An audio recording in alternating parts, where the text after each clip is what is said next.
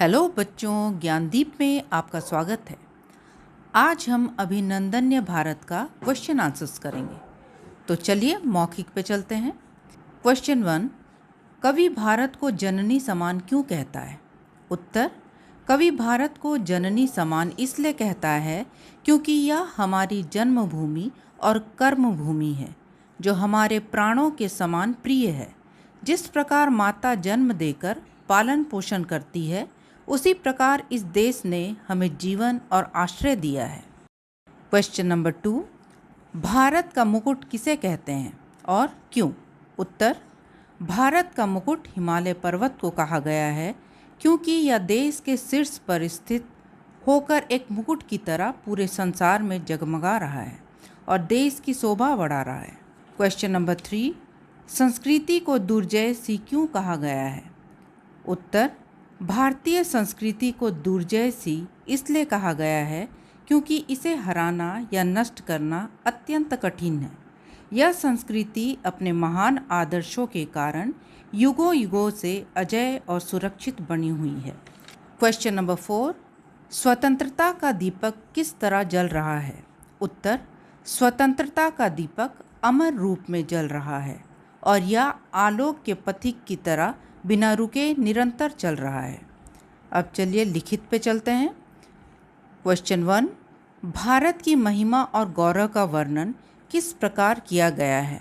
उत्तर, भारत की महिमा और गौरव का वर्णन करते हुए उसे महान, पूजनीय और गौरव का भंडार कहा गया है।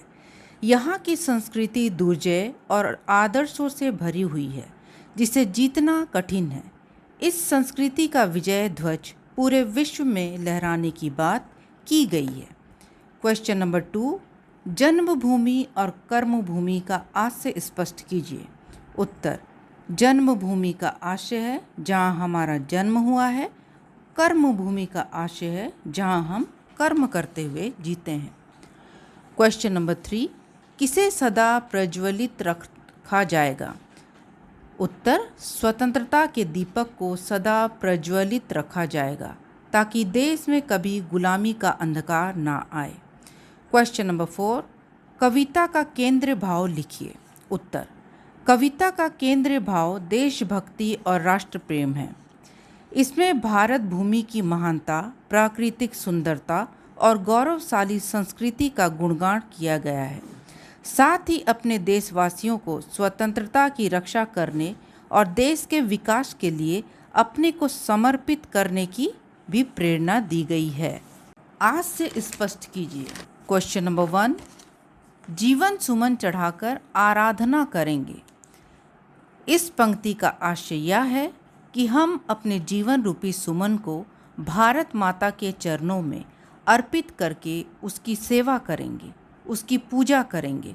अर्थात हम देश के लिए अपना सब कुछ समर्पित करने को तैयार हैं।